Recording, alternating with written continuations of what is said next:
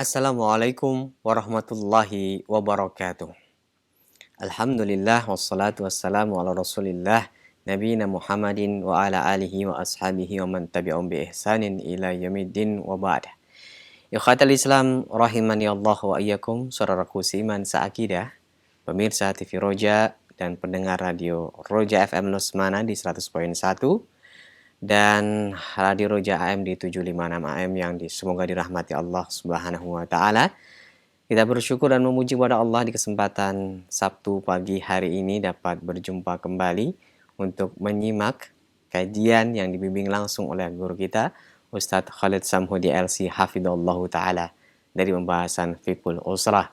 Dan ikhwatul Islam, Alhamdulillah Ustadz telah meluangkan waktu di kesempatan pagi hari ini untuk hadir di studio kami. Sebelum kita mulai kajian ini, alangkah baiknya kita akan sapa terlebih dahulu Ustadz yang telah hadir. Assalamualaikum Ustadz. Waalaikumsalam warahmatullahi wabarakatuh. Bagaimana kabarnya Ustadz? Alhamdulillah baik. Alhamdulillah baik, sehat ya Ustadz ya. Mudah-mudahan kita diberi kesehatan, diberikan Amin. afiah wassalamah dari Amin. semuanya. Baik Ustadz, seperti yang telah Ustadz sampaikan kepada kami bahwasanya di kesempatan pagi hari ini insya Allah kita akan membahas dari pembahasan mencontoh Nabi dalam menghindari pertengkaran dalam rumah tangga ya Ustadz ya. Dan ikhwatul Islam, bagi Anda yang bertanya silahkan. Ikhwatul Islam rahimani Allah wa iyyakum, pendengar Radio Roja dan pemirsa TV Roja dimanapun Anda berada. Langsung saja kita akan masuk pada pembahasan ini, mencontoh Nabi dalam menghindari pertengkaran rumah tangga. Yang jadi pertanyaan Ustadz, apakah dalam rumah tangga Nabi yang sempurna itu pernah terjadi pertengkaran atau tidak Ustadz? Mohon diberikan penjelasan, silakan Ustadz. Alhamdulillahi wassalatu wassalamu ala rasulullah wa ala alihi wa sahbihi wa mawalha ma'ba'du. Kaum muslimin pemirsa Raja TV dan juga pendengar Radio Raja rahimakumullah ta'ala. Alhamdulillah kita bersyukur Allah Subhanahu wa ta'ala pada pagi yang berbahagia ini bisa berjumpa kembali, dan kita mohon kepada Allah Subhanahu wa ta'ala kesehatan ya, dan keselamatan dari hal-hal yang tidak baik yang bisa mengganggu aktivitas ibadah kita kepada Allah Subhanahu wa ta'ala. Tidak dipungkiri lagi bahwasanya Nabi adalah contoh bagi kita semua, dan mengikuti jejak langkah beliau dalam bermuamalat, dalam berhubungan antara pasangan suami istri di rumah adalah hal yang sangat penting, dan termasuk sunnah kita mencontoh beliau dalam bermuamalat terhadap istri di rumah. Pertengkaran tidak dihindari dan terjadi walaupun di rumah Nabi kita Muhammad sallallahu alaihi wasallam. Akan tetapi itu adalah ibarat garam dalam sebuah sayuran. Dalam sayur ya, di mana menjadi perekat dan menjadi sebab munculnya mawaddah warahmah di antara pasangan suami istri. Dan tampak kita lihat bagaimana Nabi kita Muhammad SAW dalam banyak hal ada sempat clash ataupun ada pertengkaran sedikit dengan para istrinya atau istri dengan istri beliau yang lainnya, ada pertengkaran, namun semuanya itu bukan menambah retak rumah tangganya, namun bisa menjadi lem ataupun perekat hubungan mereka di sana. Sehingga ketika Zainab bintu Jahsh meninggal dunia, Aisyah memuji madunya tersebut dengan pujian yang setinggi langit, menunjukkan bahwa walaupun adanya pertengkaran di antara mereka di rumah tangga Nabi, namun itu bukan menjadi pertak, tapi menjadi perkat bagi rumah tangga Nabi kita Muhammad SAW. Maka tentunya kita sebagai seorang muslim berusaha bagaimana untuk bisa mencontoh Nabi SAW dalam menangani pertengkaran tersebut dan dalam bergaul, bermuamalat agar jangan sampai muncul pertengkaran yang bisa merusak rumah tangga kita itu. Inilah pentingnya kita mengenal Nabi kita Muhammad SAW dan mengenal perincian tentang bagaimana beliau bergaul dengan para istri-istri beliau.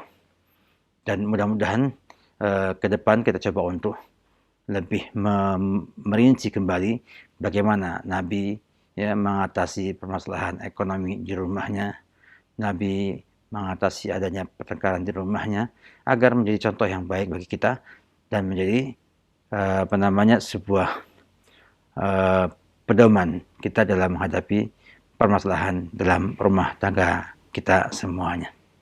Nah, Baik, Ustaz. Menilik dari sebuah kisah berkaitan dengan Aisyah pernah marah kepada Nabi ketika diberikan makanan oleh madunya. Nah, seorang laki-laki ini kadang memiliki ego yang tinggi, Ustaz, terutama di depan teman-temannya laki-laki yang lain. Ketika istri marah dan ada teman-temannya, itu sangatlah susah untuk mengerem marah kita kepada istri, Ustaz. Bagaimana kita sebagai laki-laki agar tidak timbul pertikaian yang lebih besar dalam menekan ego kita sebagai laki-laki. ya, tentunya nggak sama ya Nabi dengan Iya, kita iya. semua. Dan juga ujian juga nggak sama dengan kita semuanya. Tapi emang Nabi Allah ciptakan, Allah utus di dunia ini untuk menjadi contoh bagi kita semua. Sehingga hampir banyak masalah kita hadapi pernah Nabi selesaikan dan Nabi berikan aturannya ya, untuk kita kemudian amalkan dan laksanakan. Kisah ketika ada seorang istri Nabi mengirimkan makanan kepada Nabi kita Muhammad SAW dan sahabat-sahabatnya cukup terkenal ya, dan Nabi ketika itu melihat Aisyah membanting nampan yang berisi makanan tersebut, bejana yang berisi makanan dibanting di depan hadapan para sahabat yang ada di rumah Nabi ketika itu. Dan Nabi SAW tidak marah, namun mengatakan gharrat ummuki, ibu kamu ini lagi cemburu. Menunjukkan bahwa Nabi mengerti ya, tabiat Aisyah dan mengerti karakternya sehingga bisa menyikapi dengan benar dan tidak langsung marah atau mengingkari dan yang lainnya, namun memberikan solusi ya, setelah itu dengan meminta dia mengganti barang-barang dan makanan itu. Kata Nabi, at-ta'am bit-ta'am wal ina bil ina. Makanan dengan makanan, bejananya harus dengan bejana yang baru juga, wahai Aisyah. Jadi bagaimana Nabi bersabar ya, tidak mudah untuk mengambil reaksi dalam menyikapi kejadian yang ada. Nah, ini sebuah ilmu, sebuah keterampilan, sebuah sikap yang tentunya menjadikan kunci sukses seorang dalam menghadapi banyak masalah. Artinya tidak dengan reaktif. Kita melihatnya ke depan. Apakah dengan kita marahi akan menghasilkan hasil yang baik ataukah malah menghasilkan yang tidak baik? Apakah dengan diamnya kita itu akan membuat masalah selesai ataukah akan membuat masalah tambah tambah besar. Oleh karena itu seorang laki-laki sebagai pemimpin dalam sebuah rumah tangga tentu memiliki pertimbangan-pertimbangan untuk marah dan untuk diam. Dan Nabi ketika itu mengambil sikap untuk mendiamkan Aisyah karena memang menyangkut tentang kecemburuan. Dan cemburu tidak dilarang dalam Islam dan tidak dicela. Namun dicela adalah sikapnya yang berlebihan sehingga menghancurkan barang orang lain dan membuang makanan yang ada dalam bejana tersebut. Dan Nabi minta Aisyah untuk mengganti yang ia rusak tersebut. Sebuah pertanyaan cukup indah dari Nabi kita Muhammad SAW bahwa beliau berpikir jauh ya, untuk bagaimana menjadi contoh yang baik bagi para sahabat-sahabatnya. Juga menunjukkan kesabaran Nabi yang demikian hebat. Dan kita pun demikian juga harus punya kesabaran. Semakin tinggi sabarnya, semakin bisa bersikap demikian. Semakin rendah sabarnya, semakin tidak mampu berbuat demikian. Jadi wajar kalau misalnya kaum laki-laki marah ya, ketika dia dapat orang banyak, istrinya membuat sesuatu yang tidak baik seperti itu, tentu akan marah. Dan tentunya kita yang tidak punya kesabaran baik akan memarahi tanpa berpikir apakah marah itu akan membuat sang istri jadi baik atau tambah jadi buruk. Ini yang keliru.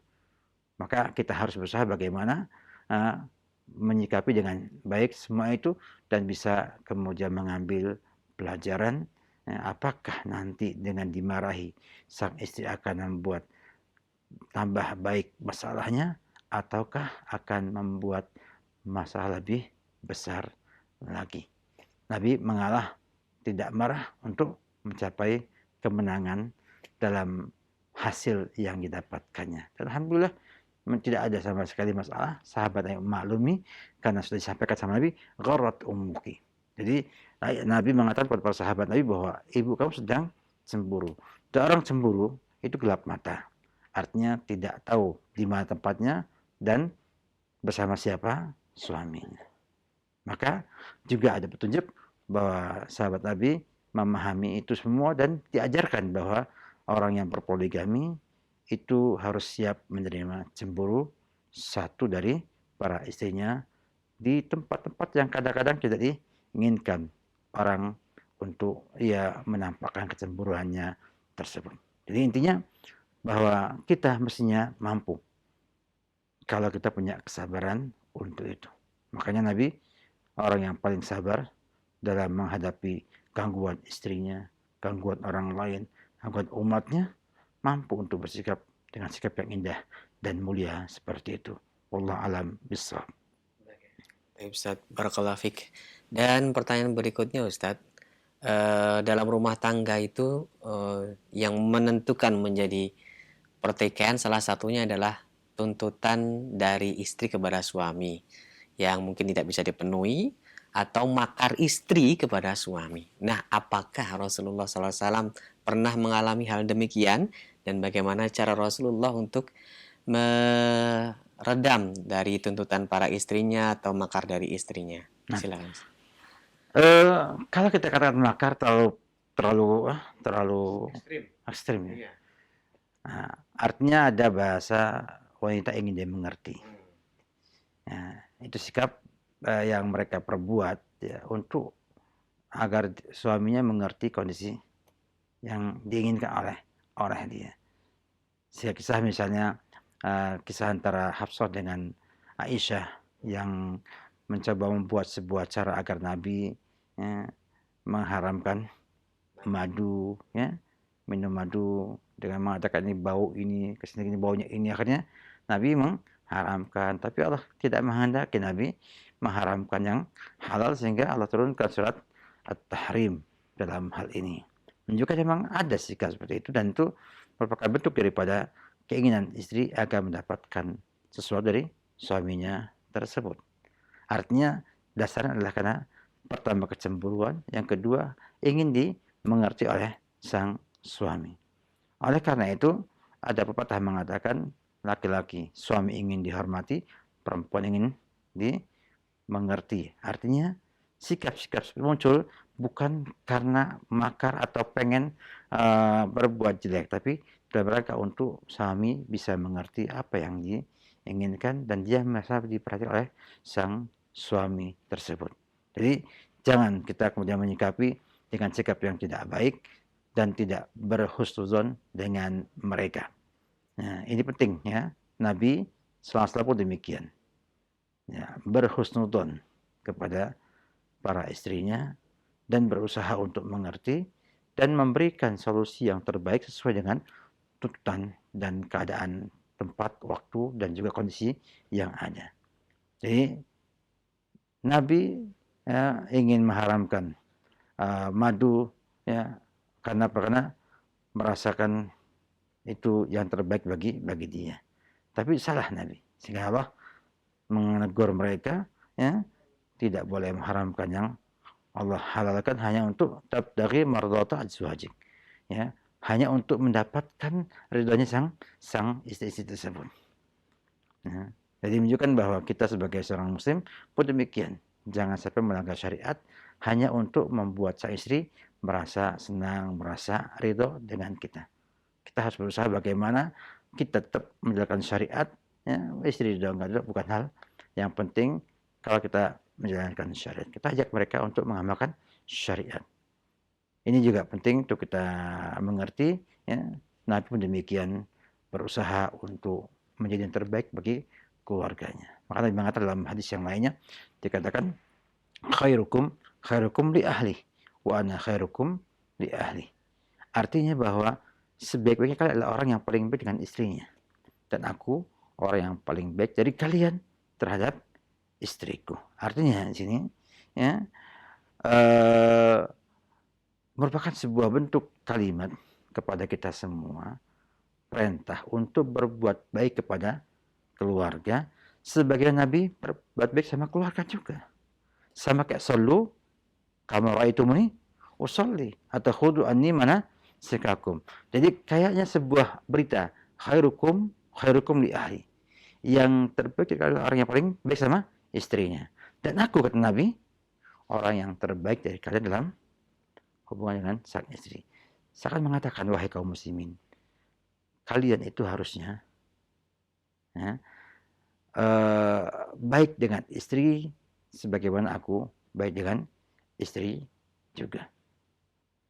Sama kayak salu kama raitumuni usalli. Menunjukkan bahwa kita wajib kita untuk melihat Nabi dalam bermuamalah kalau ingin rumahnya itu sakinah, mawadah, warahmah. Ini penting ya, karena Nabi itu adalah qudwatun hasanah, ya, uswatun hasanah. Bukan hanya dalam ibadah, namun dalam hal yang lainnya, baik bersifat rumah tangga, bersifat pribadi, sebagai anggota masyarakat, sebagai pemimpin masyarakat, dia adalah contoh yang baik bagi kaum muslimin dalam segala hal. Oleh karena itu, ya, kita lihat bagaimana adanya perintah Nabi untuk mengikuti beliau. Bukan hanya sholat, bukan hanya haji, tapi juga dalam bergaul dengan para istri pun kita diminta untuk mencontoh Nabi kita Muhammad Sallallahu Alaihi Wasallam. Karena itu pernah mengatakan bahwa mencontoh ya Nabi dalam muamalah dengan istrinya merupakan satu di antara sebab-sebab pencegahan terjadinya kerusakan dalam rumah tangga dan pertengkaran dalam rumah tangga. Wallahu alam. Baik, Ustaz. Mengenai tuntutan-tuntutan yang belum bisa kita penuhi, yang dituntut oleh istri itu, kita semestinya berlaku seperti apa, Ustaz? Ya, sekarang Nabi kita Muhammad SAW pun menampakkan dirinya tidak menuntut lebih dari kemampuan sang istri. Jadi akan apa nanti? Bila kita sudah memulai, kita saja tidak minta lebih. Ya enggak? Maka nanti akan muncul kepada wanita yang solehah, yang baik, juga enggak ingin meminta yang lebih. Nabi dapatkan kepada Aisyah satu hari, Nabi ingin makan. Karena Aisyah kata Nabi, Aisyah apakah punya sesuatu di rumah? Apa jawabannya? Tidak ada. Apa kata Nabi? Kalau saya puasa.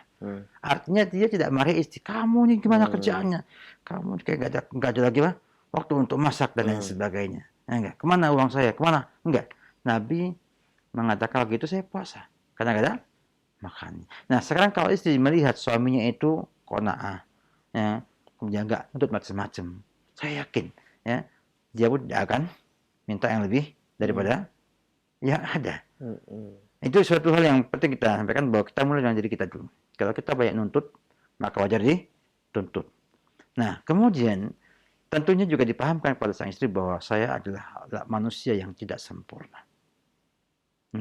Dan dia tahu dan mengerti kalau suaminya itu, kalau uangnya sedikit, dia akan serahkan semuanya. Kalau banyak, dia akan serahkan sebagian yang mencukupi dia.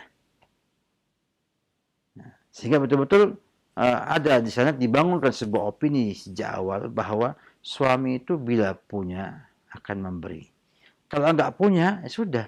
Yang namanya faqidu syai' la yu'ti. Yang tidak punya enggak bisa memberi.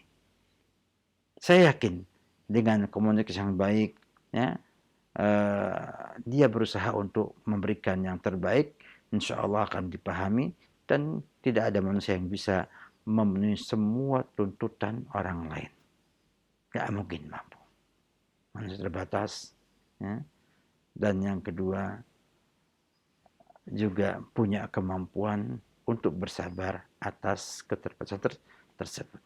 Yang penting adalah bagaimana kewajiban-kewajibannya bisa ditunaikan kepada sang istri. Selebihnya sampaikan bahwa itu adalah bagian kebaikan dari saya kepada kamu. Sehingga perempuan juga harus paham mana yang menjadi haknya dia, mana yang bukan jadi haknya dia. Dan saya memahamkan sama dia bahwa ini bukan haknya kamu hak kamu adalah demikian, yang ini sudah di luarnya. Kalau saya kasih, itu adalah kebaikan, dan kalau enggak, saya enggak berdosa. Jadi intinya, bagaimana adanya sebuah komunikasi yang baik, bahwa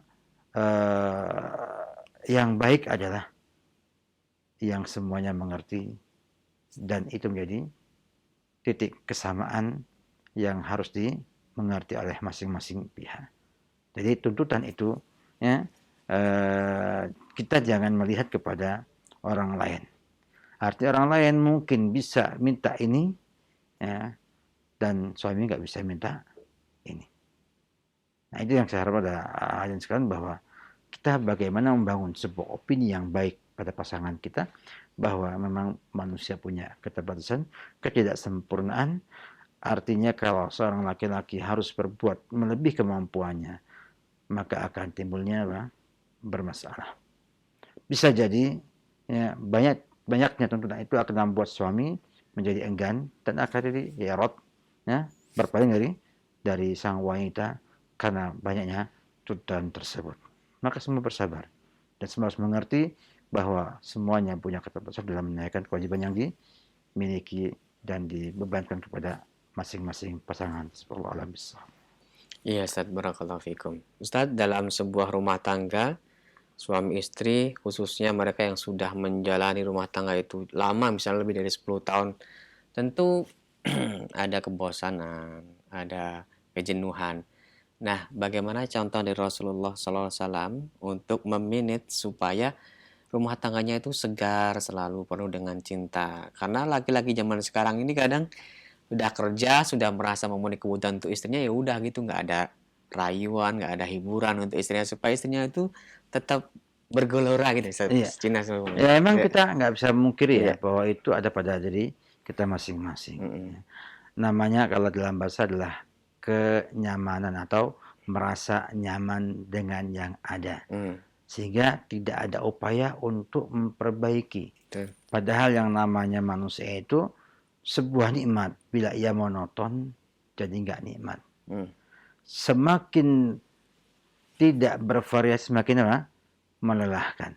Makanya kalau antum melihat kita bepergian jauh itu kalau monoton, gitu-gitu aja ya. Naik pesawat, turun, nongkrong di kursi, nunggu keberangkatan, pergi lagi. Itu kan ada kerjaan, tapi Iya. capeknya minta ampun, hanya kelelahan. Padahal nggak ada yang dikerjakan, cuman duduk Nunggu lagi. semuanya sampai di sini. Jadi kan monoton akhirnya lelah sekali. Nah, orang yang bermain sepak bola itu kan berhari terus. Iya. Berhari bertendang lari ke sana, lari ke sini. Padahal waktu kita setengah jam main sepak bola dengan nunggu 2 jam di bandara, berat mana? Berat. Berat main bola 3 atau setengah jam. Tetapi ketika dia bervariasi, ya, dengan banyak gerakan, banyak arah, banyak ini, sehingga apa? Timbulnya menyenangkan dan tidak terasa melelahkan. Ya, lain dengan apa? Bepergian yang sendirian, mau ngomong sama siapa, mau dekat dengan si orang nggak dikenal, takut kena virus corona. Iya. Artinya kita mau salaman, takut kena. Kita mau ngobrol deket, takut kena. Akhirnya kita tinggal kayak orang asing, duduk sendirian aja. Tidak tengok kanan, tengok kiri. Kita mau akrab, takut dicurigai, dan lain sebagainya. Mau kita kasihkan minum, nggak boleh, ada aturan himbauan, jangan minum dari orang lain yang nggak dikenal, dan lain sebagainya. Akhirnya kesannya apa? Kita kayak hidup sendiri di perjalanan tersebut, dan tentunya melelahkan sekali. Lain kalau ada kawan yang ngobrol, kawan yang ngajak ngomong, kita capek, ada yang ngobrol, kadang-kadang kita berjalan kemana, ke situ, lihat-lihat, maka nggak terasa melelahkan.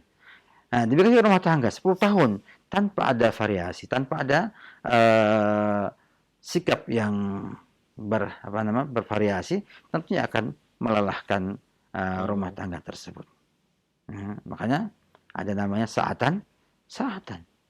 Ya, kita kadang-kadang begini, kadang-kadang begitu. Kadang longgar, kadang-kadang sempitkan. Dan ini penting untuk kita pahami bersama bahwa manusia adalah manusia. Ya, kalau laki-laki bisa bosan, perempuan bisa bosan. Ya. Dan kalau kemudian kita itu juga terlalu berlebihan ya, dalam bercanda, juga membosankan dan gak enak. Ya memang betul-betul Allah ciptakan manusia itu bergerak dan berpikir bagaimana mendapat yang terbaik bagi kehidupan yang ada. Maka anak bisa menjadi sebab hilangnya kontinuitas yang kita miliki itu. Jadi kita banyak sekali yang kita bisa berikan pada mereka. Makanya usahakan bagaimana ya kita itu bervariasi dalam hidup. Ya, kalau tidak ya sudah. Ya, namanya sebuah hal yang monoton akan membuat kebosanan dalam sebuah rumah, sebuah kegiatan, sebuah sikap. Ya. Oleh karena itu bervariasilah dalam kita berkehidupan di dunia. Nabi pun demikian. Lihat Nabi pernah ngajak balap lari dengan Aisyah. Kadang Nabi menang, kadang Nabi ngalah kalah. Itu variasi. Artinya kalau antum misalnya menang terus, kan nggak enak. Nah, artinya kalau lomba dengan teman antum saja berlomba, antum menang terus, kan nggak enak. Tapi kalau antum kalah sekali, menang sekali, akan muncul sebuah apa? Sebuah rasa baru yang itu akan dinikmati oleh mereka semuanya. Makanya perlu adanya variasi. Tapi juga kadang mengajak mestinya berpergian jauh. Rekreasi saja. Rekreasi. Sekarang mungkin rekreasi ya. Dulu kan Mekah kan nggak ada yang di rekreasian ya. Madinah paling pohon korma. Safar ya. Safar. Atau mungkin juga diajak hal-hal yang menyenangkan. Jadi ya bervariasi. Aisyah melihat orang di lebaran ya, orang bermain tarian Habasyah itu tidak dibiarkan sama Nabi kita Muhammad SAW. Karena memang dibutuhkan adanya tarwij ataupun hiburan yang membuat rumah tangga jadi lebih hangat, lebih menarik untuk dinikmati oleh pasangan tersebut. Dan saya bayangkan kalau misalnya dua-duanya pendiam, tidak mau merubah sifatnya, diam, nggak tanya, nggak jawab, itu maka tampak hari-hari itu kayak apa? Lama dan membosankan.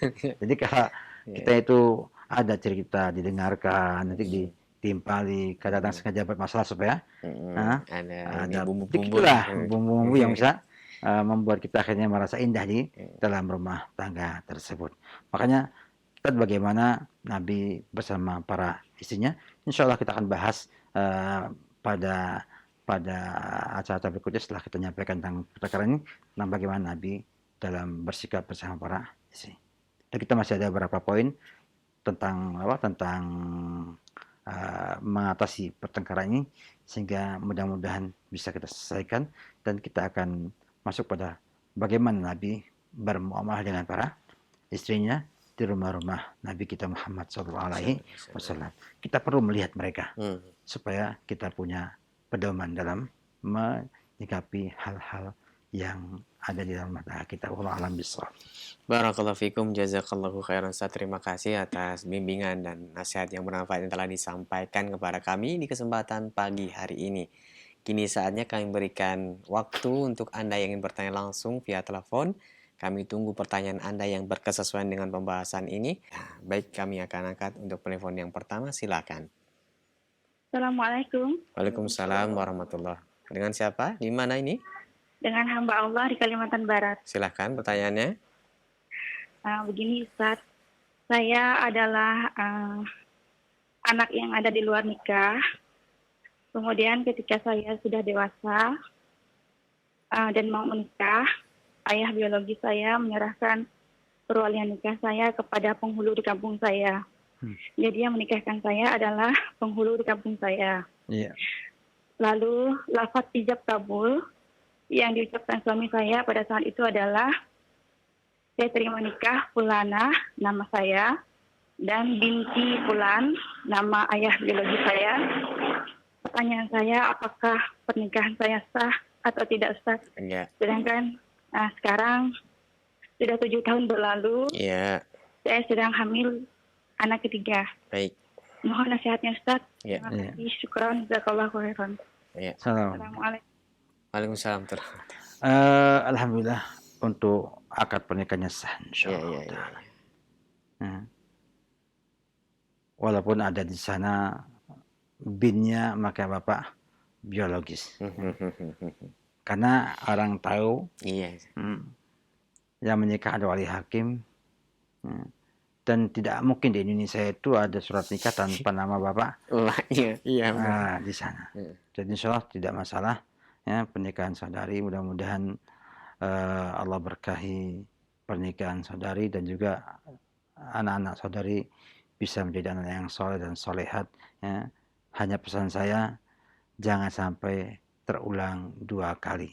Artinya kejadian yang ada pada orang tua ibu ya, bapak dan ibu sebelumnya jangan sampai terulang pada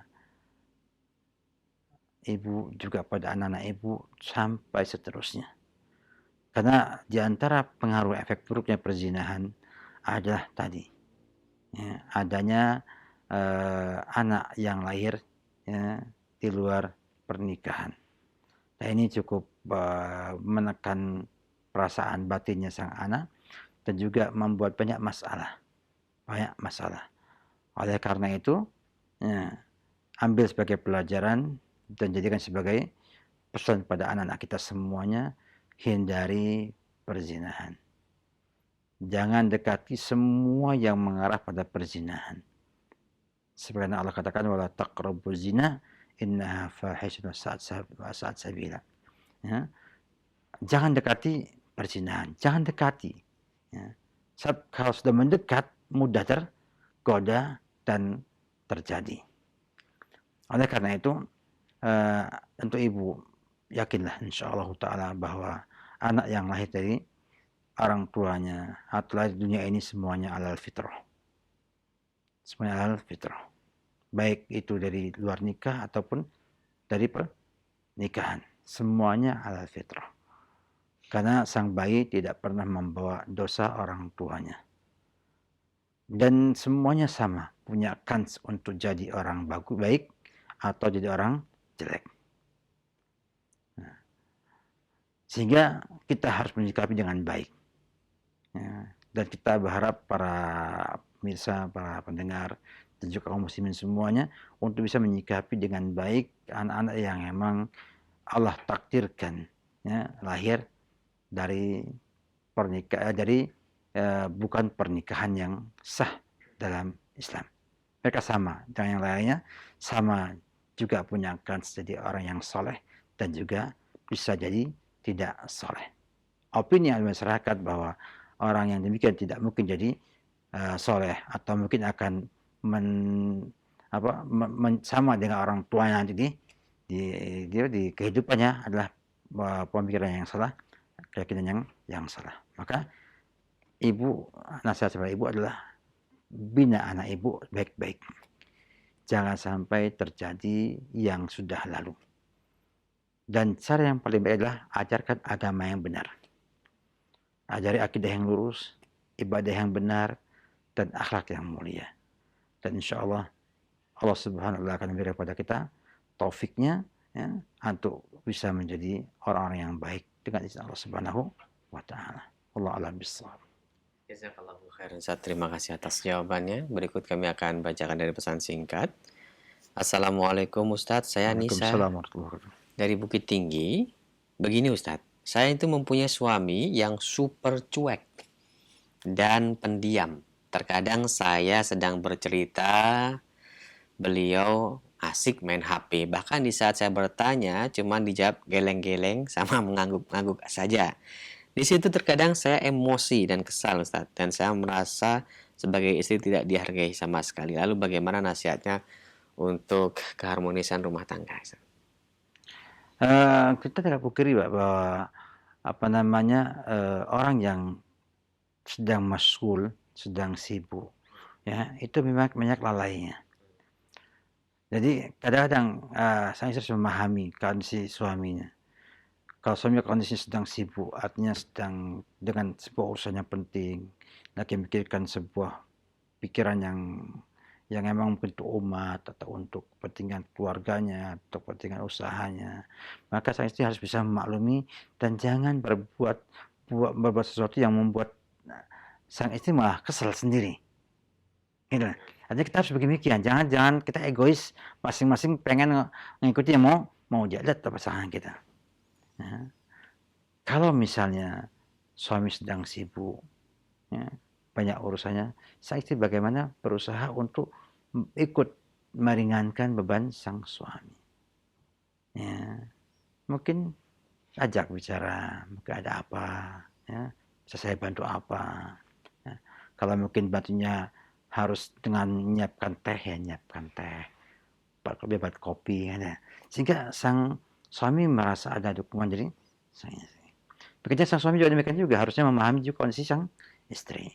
Ya. Tapi kadang-kadang memang ini jadi hal yang deadlock, artinya tidak bisa disatukan. Yang ini pengen begini, dan ketika dikumpulkan satu tempat maka timbul masalah. HP di antara hal yang cukup mengganggu komunikasi yang baik ini. Memang bagusnya kalau bisa ya ketika ketemu ngobrol HP-nya ditinggal. Ya. Supaya nggak mengganggu. Tapi kadang-kadang bila ada urusan yang penting, HP nggak mungkin ditinggal juga. Saling mengerti, saling saling sabar dengan kondisi yang ada. Ya. Kalimat super cuek saya lihat nggak pas. Karena pertama cuek itu nggak ada super, nggak ada biasa, nggak ada mendengar mendengar juga cuek. nggak ada yang dikit cuek, nggak ada. Cuek ya. Cuman mungkin frekuensi yang mempengaruhi. Sering cuek, kadang cuek, enggak biasa cuek, kayak itu ya. Jadi insya Allah kita gunakan bahasa yang baik, ya, agar supaya nanti akan muncul jawaban yang baik. Karena opini yang super cuek itu kan berarti cuek banget, nggak pernah tahu. Tapi kok bisa duduk berdua, berdua, berarti kan bukan super cuek. Ya, emang kadang-kadang juga jengkelkan. Dan demikian indahnya rumah tangga. Dan itulah tandanya kepada Allah Subhanahu Wa Taala. Itu ayat dari Allah Subhanahu Wa Taala. Bahwa ternyata dalam sebuah rumah tangga itu akan ada jengkelnya, akan ada marahnya, ada juga merasa salah, ada juga senangnya, ada juga sedihnya. Sehingga rumah tangga itu kadang butuh air mata untuk membuat sakinah, mawaddah warahmah, kadang juga harus dengan keringat yang bercucuran, dan kadang-kadang juga dengan dengan senyuman dan kelembutan bisa lebih mewarnai hal tersebut. Jadi kita mesti sabar, ya. Sabar dan kita husnudzon, mudah-mudahan suami saya sedang banyak urusan yang harus dia selesaikan. Maka ajak dia untuk bicara, ada nggak yang saya bisa bantu untuk menyelesaikan urusan yang dimilikinya. Dan saya yakin, ya, tidak ada orang yang pendiam bila dia diberikan rangsangan untuk berbicara, kecuali kalau bisu lain lagi urusannya. Ya. Jadinya bagaimana sang istri untuk bersabar. Artinya Nabi saja sebagai uswatun hasanah kita banyak mendapatkan gangguan, ya, itu bersabar. Pun kita, ya. Suami kadang juga jengkel dengan istrinya, ini ngomong terus.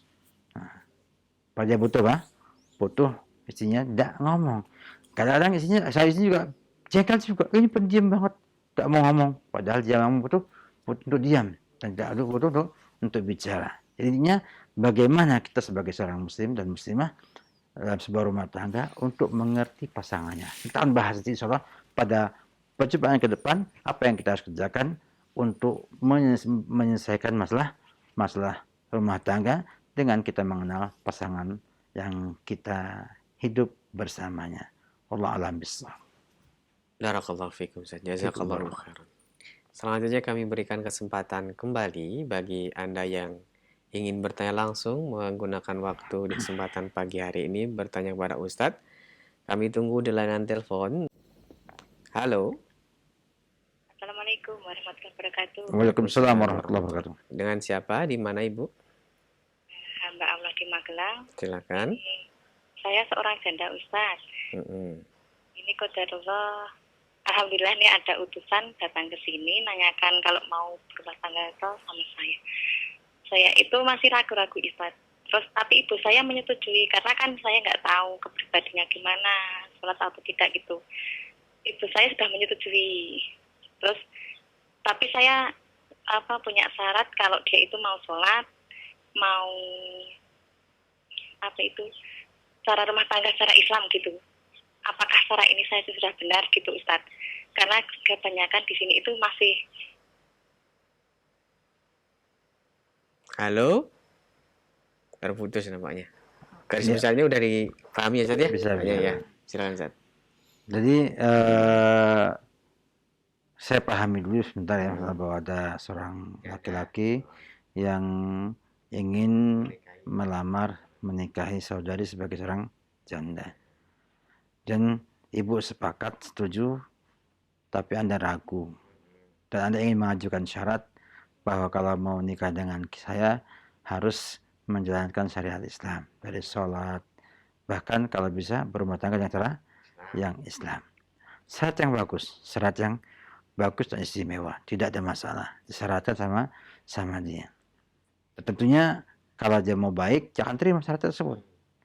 Dan kalau nggak mau terima, ya risiko tidak jadi menikah dengan laki-laki tersebut. Jadi mengajukan syarat itu adalah sebuah upaya yang bisa sukses, bisa juga ya gagal. Artinya kalau laki nggak mau nggak mau syarat tersebut, bisa nggak jadi menikah. Tapi yang jelas bahwa kehidupan sebuah rumah tangga selama dia masih muslim, mau sholat, mau ibadah, mau tahu Islam, dan mau belajar Islam, insya Allah itu sebuah kebaikan. Sebuah kebaikan dan bisa menjadi tanda dia orang yang baik. Karena di Indonesia ini kita ketahui bersama, tingkat pengamalan ajaran Islam dapat dikatakan masih cukup rendah, yang sifatnya rinci. Artinya dalam sebuah rumah tangga, misalnya untuk bicara tentang Islam saja itu jarang. Atau bicara tentang bagaimana rumah tangga Nabi dalam sebuah dalam rumah beliau bersama istrinya juga dapat dikatakan sangat-sangat jarang atau langka. Ya, jadi kalau ada orang yang sudah mau sholat, kemudian juga mau belajar Islam yang benar, itu sudah sebuah kemuliaan, ya, sebuah upaya yang baik untuk dimulai. Dan saya yakin kalau ibu mampu mengelola dengan baik, ya, sang suami bisa mengaji, bisa belajar, bisa jadi laki-laki yang soleh dengan sebab perantara sang istri tersebut. Banyak didapatkan di zaman ini, ya, suami yang mengaji, belajar Islam, mau ngamalkan Islam, mau ikut kayak Nabi setelah istrinya mengajak dia untuk mendapatkan hidayah tersebut. Jadi jangan takut bila anaknya baik, orangnya baik, agamanya, akhlaknya baik, terima dan menikah, dan insya Allah ada keberkahan di sana. Wallahu a'lam bishawab. Ya, Ustaz, barakallahu fiik. Selanjutnya kami akan berikan kesempatan kembali, silakan untuk telepon yang berikut. Halo. Waalaikumsalam. Dengan siapa di mana? Dengan Yusri di Sulawesi Selatan. Silakan pertanyaannya langsung. Ya, pertanyaan saya Ustaz, ini kalau kita tadi subuh kan saya itu sholat di masjid secara berjamaah, tapi saya itu tidak khusus lantaran perut saya sakit. Dan bolehkah saya mengulanginya di rumah? Kan tidak batal, Pak. Cuma tidak khusyuk aja. Oh, jadi itu tidak batal. Nggak tahu ya. Cuman, tapi Bapak nggak batal kan? Maksudnya nggak kentut terus nggak meninggalkan sholat gitu kan? Ya, tidak cuma saya tidak khusyuk sholat lantaran perut saya sakit atau apa. Ya, terima kasih Pak atas pertanyaannya. Silakan Ustaz. Ya, syukron Ustaz. Ya. Sholat alhamdulillah sah walaupun tidak khusyuk. Artinya sah dalam artian tidak lagi wajib mengulanginya. Maka bila kita nggak bisa khusyuk dengan baik dalam sholat, maka tambal dengan banyak amalan sunnah. Jadi banyak sholat sunnah, qobliyah, ba'diyah, dan yang lain-lainnya. Untuk menambal kekurangan khusyuk yang kita miliki dalam sholat. Memang benar, apabila perutnya sakit, ya itu tentu tidak akan enak sholatnya. Maka kita dilarang untuk menahan kentut, menahan kencing. Ya. Kata Nabi, la sholata bi ta'am wala bimudafa'atil akhbathain.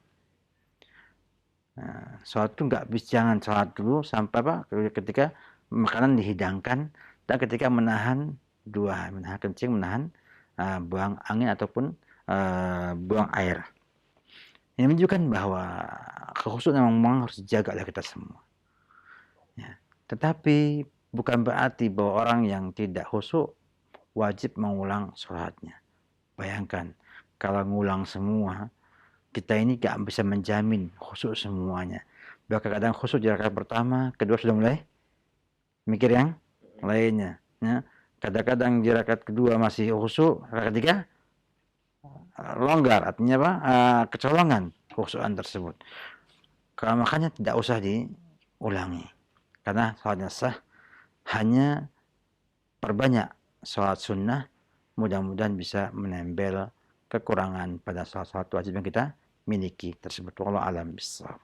Yes, barakallahu fiik. Terima kasih atas jawaban dan nasihatnya. Dan kami ingatkan untuk Anda yang bertanya seputar pembahasan ini, silahkan Anda bertanya langsung maupun melalui pesan singkat. Dan pertanyaan berikutnya kami akan bacakan, Ustaz. Assalamualaikum. Waalaikumsalam. Dari seorang ibu hamba Allah yang bertanya, begini Ustaz, suami saya ini rajin sholatnya, berjamaah bahkan setiap waktu, tapi masih arogan. Contohnya, kalau marah seling membanting-banting peralatan yang ada di rumah. Nah, bagaimana menyikapi suami yang arogan seperti ini? Bila tahu suaminya arogan dan temperamental seperti ini, sikap yang baik adalah menghindari munculnya sifat tersebut. Jadi kita sebagai anggota rumah tangga berusaha menghindari sikap-sikap yang membuat ia tidak bisa mengontrol dirinya. Kemudian mengajak sang suami untuk memperbaiki hal tersebut. Artinya, ya enggak, bahwa sikap kita yang berusaha menghindari itu kadang-kadang juga lolos. Maka dibutuhkan di sana dari sikap yang dari sikap suami. Bagaimana ia mengerti bahwa dia nggak boleh demikian. Dia harus bersabar, harus punya kesabaran. Kalau dia mengatakan bahwa saya sudah demikian tabiat saya, nggak mungkin berubah lagi, itu bohong. Itu bohong. Ya. Yang benar bahwa semua sifat, semua tabiat kita bisa kita bentuk, bisa kita perbaiki. Ya, kita bisa perbaiki ya, dengan banyak sekali bukti-bukti yang nyata. Dari zaman Nabi, zaman sahabat, zaman para tabi'in, tabi'in, ulama yang lainnya. Sekarang saya berikan contoh, Fudail bin Iyad, terkenal sebagai perampok tunggal. Perampok tunggal. Artinya dia kalau ngerampok sendirian. Nggak butuh rame-rame. Dan takuti di wilayah itu. Tetapi ketika ia sadar mendapat Allah Subhanahu wa taala, dia jadi ulama besar dan bisa menjadi orang yang khusyuk dalam sholatnya dan jadi orang yang sangat penyabar sekali. Kita ketahui orang yang misalnya perampok seperti itu tentunya bukan orang yang pendiam ya, orang yang punya keterampilan, punya kemampuan ya, bahkan punya ketegaan yang sangat luar biasa ya. Tapi dengan dia kemudian dapat hidayah, petunjuk Allah Subhanahu wa taala, dia bisa merubah semua jadi sifatnya mulia. Ya. Dan sifat tadi arogan, kemudian temperamental itu bukan sifat yang mulia, sifat yang tercela. Maka dia wajib menghilangkannya dan merubahnya menjadi sifat-sifat yang baik. Dan memungkinkan. Jadi ini yang pertama adalah dari pihak ibu mencarikan cara preventif bagaimana agar suami nggak marah. Artinya kalau nggak marah nggak akan keluar tuh sifat arogannya. Yang kedua, pihak suami pun demikian juga merubah dengan berlatih bersabar. Man tasabbara yusabbirullah. Barang siapa yang berlatih sabar akan Allah sabarkan dia. Sehingga nggak ada alasan kita untuk tidak merubahnya. Nah, bantu perubahannya. Nah, kalau dia ingin berubah, maka bantu supaya ia bisa merubahnya. Ya. Dengan memperbaiki keyakinan sama Allah Subhanahu wa taala. Yakinnya diperbaiki. akidahnya perbaiki. Ya. Bahwa Allah tidak ridha dengan sikapnya dia. Nah, kalau sudah demikian keadaannya, dia berusaha untuk memperbaiki, maka di sana banyak cara untuk memperbaikinya. Sampai akhirnya Allah berikan hidayah, petunjuk agar dia itu menjadi hamba Allah yang bersabar dan penyabar. Dan itu pun dimulai dari ibu sebagai istrinya. Punya kesabaran yang tinggi menghadapi sang suami. Dan insya Allah, kalau saya memahami itu sebagai sebuah keburukan dan memperbaiki, Allah akan berikan taufik untuk bisa memperbaiki keadaan yang ada. Wallahu alam bissawab. Ya, Ustaz, barakallahu fiik. Ya, jazakallahu khairan. Terima kasih atas jawabannya.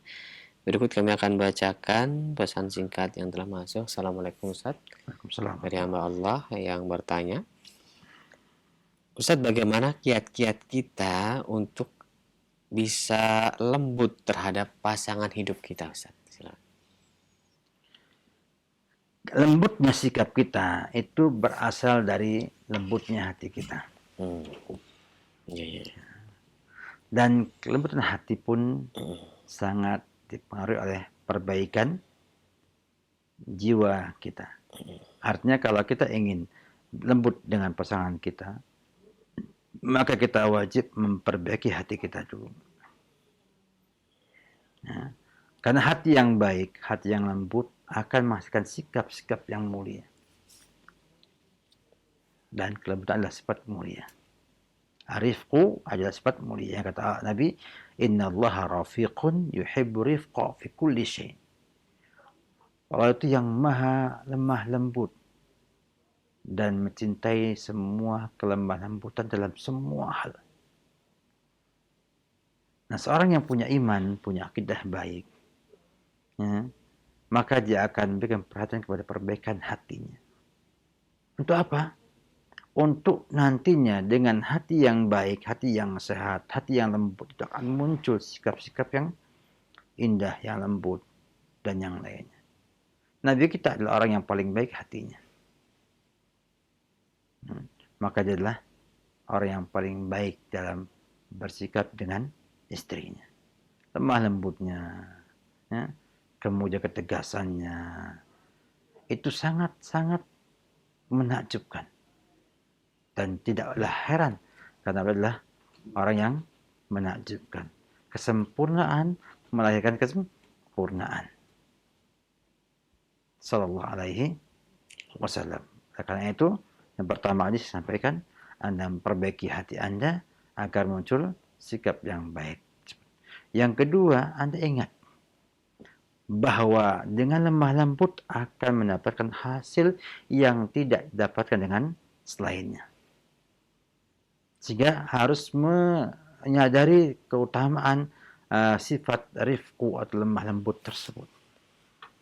Nah, kalau enggak bisa.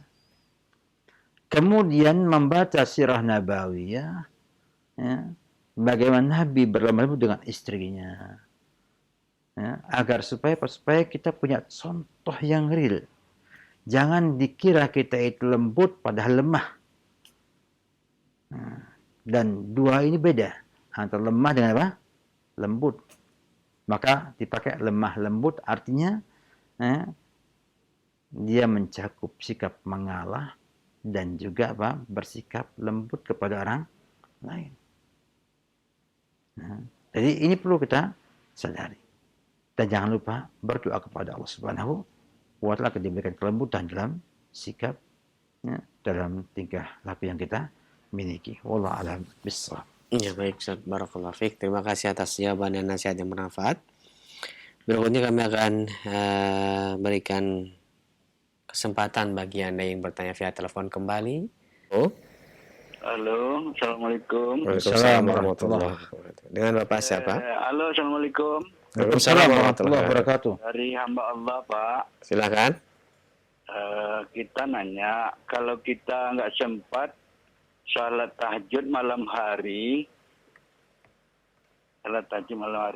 Kemudian bagaimana Pak siangnya? Boleh dikada? Kalau dikada gimana niatnya begitu? Terima kasih Pak. Assalamualaikum warahmatullahi wabarakatuh. Waalaikumsalam warahmatullahi wabarakatuh. Yang awal saya kurang Ya, Ustaz? yang awal itu kurang jelas. Bapak tadi bertanya tentang apabila saya tidak sholat malam, Ustaz, apakah di siang hari harus diqada atau Gitu. Jadi dibedakan ya, bahwa ada nama sholat malam, ada sholat siang hari. Ya, sholatul laili masna mata, wa sholatun nahari masna juga. Tidak ada qadha ya, malam dengan siang. Yang ada adalah sholat di siang hari untuk menambal kekurangan sholat di malam hari. Beda antara qadha dengan nambal ya. Qadha itu artinya dia sholat malam ditempatkan bukan pada tempatnya. Dan biasanya untuk sholat wajib qadha itu. Maka khilaf ulama juga ketika kita mengamalkan atau sholat 2 rakaat qabla subuh setelah sholat subuh. Apakah dia qadha atau bukan qadha? Yang rajih bukan qadha. Bukan apa? Qadha. Sebagaimana pendapatnya Al-Iraqi dalam kitabnya Tarhut Tasrib. Sehingga itulah mazhab Syafi'iyah. Sehingga dengan demikian bahwa kalau orang tidak sholat malam, tentu dia akan merasa kekurangan. Maka dia boleh menambal dengan apa? Memperbanyak sholat siang harinya. Bukan sholat malam di siang hari. Lain dengan sholat wajib. Kalau kita sholat subuh ketinggalan atau lupa atau mungkin juga ketiduran, baru bangun jam 10 pagi, maka dia mengqadha. Artinya sholat subuh di waktu itu sebagai qadhaan. Karena naikkan bukan pada waktunya. Nah, ini kita perlu pahami, kita tahrir, kita rinci, kita jelaskan. Sehingga bila Pak misalnya malam hari tidak bisa witir, tidak bisa sholat malam, maka perbanyak sholat duha dan lain sebagainya. Bukan sholat witir di waktu duha misalnya. Tapi kalau misalnya menjelang subuh masih bisa witir, kemudian kok tidak cukup, sudah subuh, lanjutkan. Untuk selesaikan sholat witirnya tersebut. Jadi tidak harus diganti qadha. Pertama sholatnya sunnah hukumnya. Yang kedua tidak ada kewajiban mengqadha sholat sunnah. Jadi Anda kerjakan sholat di siang hari dengan niat sholat sunnah di siang hari ya, sebagai apa? Sebagai ganti untuk menutupi pahala yang lolos di malam tersebut. Jadi artinya tidak beramal kebaikan di malam hari, tapi harus mengamalkan yang di siang hari untuk menguatkan atau untuk menutupi kekurangan yang ada tersebut. Wallahu a'lam bishawab. Ya, Ustaz Barakallahu Fik. Pertanyaan berikutnya kami akan baca, ada bacaan singkat. Ustadz, bagaimana kita menghadapi suami yang setiap berbicara dengan saya, bawaannya adalah marah, selalu ingin marah, emosi, dan jawabannya ketus. Padahal saya sebagai istri sudah berusaha untuk bertanya dengan baik. Mohon nasihatnya dari hamba Allah di Riau, Ustadz, silakan. Pertama yang saya ingin jelaskan bahwa tidak ada asap tanpa api dalam sekam. Kalau memang dia nggak biasa begitu, sebelum-sebelumnya nggak bisa begitu, kok dia bisa begitu, biasanya punya masalah. Entah yang dialami dia atau dengan sebab ibu sebagai istrinya. Maka saya harus tahu, ya, biar bisa menyelesaikan masalah tersebut. Sebab kalau semuanya dengan perasaan masing-masing, nggak selesai urusannya. Ya. Dan mungkin sang suami merasa itu udah baik bahasanya. Padahal di telinga sih itu bukan hal yang baik. Sehingga memang butuh apa namanya, saling menasihati, saling, mengerti dari kedua belah pihak. Tidak bisa klaim sepihak ya dalam masalah ini. Kalau memang ada sebab masalah, selesaikan masalahnya. Selesaikan masalahnya. Atau ketika itu dia sedang dalam sakit, dalam keadaan mungkin banyak pikiran, banyak masalah yang dia hadapi, sehingga ketika ditanya, dia ngobrol, akan muncul suara yang ketus. Kita harus bersabar dan berusaha memperbaiki yang ada dengan sebaik-baiknya. Maka perlu ibu sekalian untuk melihat kondisi suami, dan kata orang kalau kita ngomong sama orang, ya, lihat keadaannya kalau ingin sukses. Nabi kita benar demikian. Ngomong kepada orang yang suka marah, ausini. Apa jawabannya? La taghdab. Jangan marah. Ngomong kedua juga la taghdab. Jangan marah. Ketiga dan lagi ngomong juga jangan marah. Karena memang orang ini butuh diperbaiki sifat emosi dan marahnya. Yang lainnya dinasihati dengan yang lainnya. Dan seterusnya. Sehingga seorang yang akan diterima dan tidak dicueki oleh orang ketika bicara, maka harus tahu kapan bicaranya dan gimana kondisi orang yang diajak bicara tersebut. Apalagi dia suami. Ya. Yang tentunya lebih bisa dipahami daripada orang lain. Maka pahami sang suami, kemudian lihat apakah memang ini perubahan yang datangnya dengan sebab, atau memang sifat yang dulu disimpan sebenarnya muncul kembali. Maka perlu ada perubahan, ada perbaikan dari sang istri untuk membantu suami mencapai yang terbaik insyaallah taala. Allah alam bissawab. Baik, Ustaz. Terima kasih atas jawabannya. Semoga bermanfaat untuk yang bertanya khususnya. Berikutnya kami akan bacakan kembali untuk pesan singkat yang telah masuk. Assalamualaikum Ustaz. Assalamualaikum warahmatullahi wabarakatuh. Bagaimanakah kita sebagai seorang suami untuk bisa memberikan pengertian kepada istri yang sering diam-diam berhubungan atau chat dengan mantannya melalui aplikasi WhatsApp? Sudah saya berikan peringatan beberapa kali, namun istri ini menganggap itu hanya obrolan biasa kok, nggak ada attention atau maksud yang gimana-gimana. Mohon solusinya Ustadz, karena memang hal ini membuat cemburu saya. Dari hamba Allah di Medan. Silakan. Sikap Anda tidak salah untuk cemburu dalam masalah ini.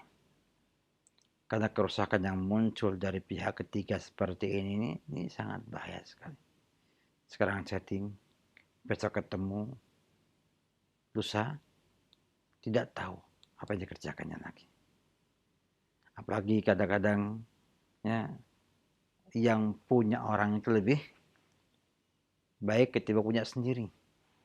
Ada bahasa Jawa, urip iku sawang sinawang. Itu mandang dipandang gitu. Artinya rumput tetangga lebih hijau. Padahal mungkin rumputnya sintetis. Ya. Sintetis mungkin plastik. Ya, kok hijau terus? Saya kok layu? Ya, kok hijau terus? Gitu. Ya. Yang kedua, pahami bahwasanya memelihara tumbuhan sendiri lebih berfaedah ketimbang melihat rumput orang lain.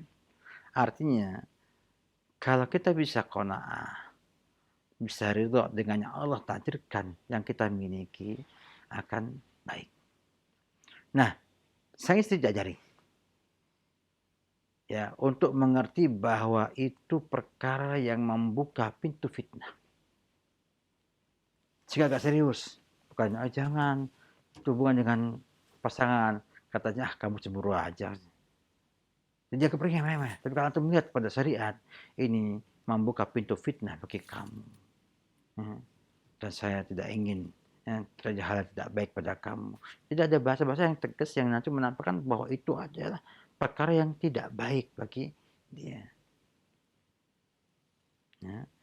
Dan kalau perlu ditekankan dengan ancaman. Kalau masuk hubungan, HP-nya diblokir misalnya sama kita atau yang lain. Ya. Atau dilarang menggunakan HP. Ya. Kasih HP yang jadul aja yang bisa nelfon dan SMS. Ya. Itu lebih berbeda. Tusaddan lidzari'ah. Ya.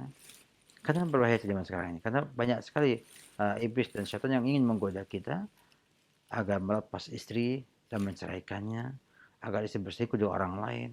Dan istilahnya kalau saya ngomong bahwa orang yang ngobrol di WA itu lebih meresapi ketimbang ngomong langsung dengan lisan dan suara. Jadi bentuk sihir dalam WhatsApp seperti itu. Sehingga orang lebih senang baca WhatsApp ketimbang baca buku. Makanya tadi, pahamkan baik-baik agar supaya tidak ada masalah di kemudian hari. Wallahu a'lam bishawab. Ya, jazakallah khairan. Ustaz. Terima kasih atas jawabannya dan berikut kami akan beralih kembali untuk memberikan kesempatan bagi Anda yang bertanya seputar hubungan rumah tangga atau keharmonisan rumah tangga. Fikul Usra, silakan. Assalamualaikum warahmatullahi wabarakatuh. Waalaikumsalam Assalamualaikum warahmatullahi warahmatullahi wabarakatuh. wabarakatuh. Dengan siapa ini? Di mana? Ibu tadi di Magelang, syukran Ustaz atas sehatnya tadi. Ya. Sama ini mau tanya satu lagi yang saya kan baru belajar. Yang boleh disalam itu siapa saja, yang mahram dan bukan mahram itu saya belum jelas Ustaz. Dan sama satu itu anak saya itu selalu tanya kalau saya itu sedang haid kan nggak sholat. Sering ditanyain gitu apa alasan saya untuk anak saya gitu Ustaz. Syukran. Assalamualaikum warahmatullahi wabarakatuh. Waalaikumsalam. Mahram pembahasannya panjang ya kalau kita bahas ya. Iya, Ustaz.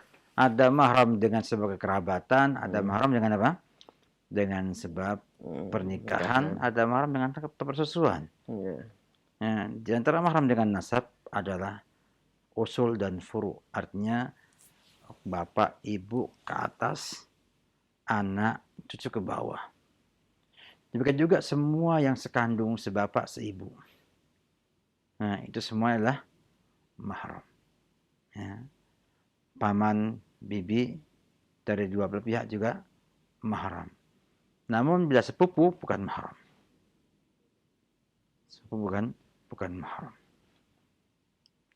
Itu semua keluarga dekat itu mahram, kecuali apa? Sepupu itu bukan mahram. Nah. Kemudian tentang pertanyaan, kalau dia sedang safar, sedang di rumah, enggak sholat, anaknya kenapa ibu enggak sholat? Sampaikan aja bahwa ibu dalam keadaan haid, datang bulan, ya, dan dalam Islam orang yang datang bulan tidak boleh sholat. Enggak apa-apa. Ya. Nanti dia paham dengan bertahap. Oh berarti kalau ada haid, apa tuh haid? Tanyakan bahwa adalah darah yang keluar di kemaluan wanita, ya, yang datangnya setiap bulan sekali. Dijelaskan kalau mau tanya. Tapi kalau nggak tanya jangan dijelaskan. Agar dia nggak penasaran. Dan tidak juga mencari-cari yang malah akan berbuat menjadikan dia bersuudzon dengan ibu. Sampaikan aja. Sehingga sampaikan sama dia bahwa semua wanita yang normal itu akan haid setiap bulan. Dan ketika sedang haid, Nabi melarang kita sholat. Sudah sekali aja. Dia tahu ibunya nggak sholat, paling haid. Ibunya paling haid gitu. Sehingga dia punya opini bahwa ibunya itu tidak akan menyikakan sholat dalam keadaan haid. Dan insya Allah nggak masalah. Wallahu a'lam bishawab. Iya, barakallahu fiik. Terima kasih atas jawabannya. Dan bagi pendengar dan pemirsa yang sudah menghubungi kami cukup sekali saja untuk memberikan kesempatan bagi yang lainnya bertanya seputar pembahasan yang penting ini. Halo. Ya, dengan siapa di mana? Dengan Mbak Allah di Semarang, Ustaz. Silakan, Pak. Saya mau tanya, Ustaz. Ini kan masalah pernikahan. Itu kalau maharnya dikasihkan sebelum hari pernikahan, itu hukumnya pernikahannya sah atau enggak ya Ustaz ya? Sudah itu aja Pak. Ya. Ya, baik. Terima kasih Ustaz. Ya. Betul, Ustaz. Hukumnya sah. Hukumnya sah. Ya. Baik diserahkan sebelum akad atau setelah akad. Asal tahu itu adalah barang ya untuk mahar. Karena bahkan boleh juga kita hutang mahar di hutang. Nah, menunjukkan bahwa penyerahan mahar ketika akad pernikahan bukan syarat sahnya pernikahan. Bukan juga menjadi kewajiban dalam pernikahan. Tapi jelas bahwa barang itu kalau sudah diserahkan di awal sudah kontan. Kalau belum maka jangan bahwa dia akan sampaikan nyusul. Ya. Nah, demikian. Wallahu a'lam bishawab. Baik, Ustaz, terima kasih atas jawabannya. Berikut kami berikan kesempatan kembali, silakan. Kami akan bacakan kembali, Ustaz, dari pesan singkat saja supaya kita fokus terhadap yang kita bahas. Assalamualaikum Ustaz, istri saya selalu diingatkan mengenai larangan Allah, baik dari cara berpakaian, cara bergaul, dan lain-lain. Akan tetapi selalu ngambek dan tidak didengarkan nasihat saya. Bagaimana sikap saya sebaiknya sebagai seorang suami? Apakah terus mengingatkan walau terus berantem, membiarkan, atau justru meninggalkannya? Silakan, Ustaz. Bergantung pada kondisi yang ada. Bila ditinggal bakal baik, tinggal. Nah, apabila kemudian diomongi baik, wajar omongi. Karena ini relatif. Artinya kita nggak bisa mengambil satu sikap padahal nggak manfaat. Ada orang yang emang dengan disikapi acuh, ya, malah dia sadar. Ada yang kadang-kadang dia nggak sadar kalau diomongin terus, bakal tambah jengkel. Maka sebaiknya kita harus tahu kapan kita ngomongi dan kapan kita melarang, kapan kita melakukan tindakan-tindakan pada sang istri agar efektif. Kalau nggak efektif, maka orang harus mampu berpikir baik dan jangan merasa bahwa kita harus begini. Lihat kondisi yang ada. Ya, karena ngomongin orang itu ngomongin hati, bukan ngomongin benda. Artinya kalau antum punya benda, ya, sekali ngomong bisa cukup semuanya sama. Lain dengan manusia. Ya, kadang-kadang hari ini dia ngomongin bisa, besok nggak bisa. Maka lihat istri antum kondisi bagaimana, kondisinya bagaimana, nanti bisa lihat kondisinya bagaimana, maka muncul sana sikap. Makanya likuli makom makol. Likuli makom makol. Setiap kondisi ada cara untuk menyampaikannya. Wallahu a'lam bishawab. Baik, Ustaz. Pertanyaan berikutnya kami akan bacakan. Mungkin ini pertanyaan terakhir di pertemuan kita, Ustaz. Assalamualaikum, Ustaz. Ini tentang kewajiban istri dan suami. Apakah istri bisa menjadi berdosa jika dia sedang sibuk di dapur, sedang masak, dan mengerjakan tugasnya di dapur, kemudian dia minta tolong kepada suaminya untuk mengerjakan suatu hal karena sibuknya dia? Mohon penjelasannya, Ustaz. Tidak ada masalah. Ya. Dan itu membabi ta'awun 'alal birri wat taqwa. Artinya sang suami diminta tolong untuk mengerjakan sesuatu, ya, yang dibutuhkan untuk membantu sang istri. Bahkan harusnya sang suami mengerti ketika istrinya sedang sibuk menawarkan bantuan kepada sang istri tersebut. Dan insya Allah ini baik. Wallahu a'lam bishawab. Sebagai penutup ya, kita sampaikan bahwa kita hendaknya berusaha melihat Nabi kita Muhammad SAW dalam berumah tangga, karena saya lihat indah banget ya melihat kehidupan Nabi kita Muhammad SAW dalam berumah tangganya.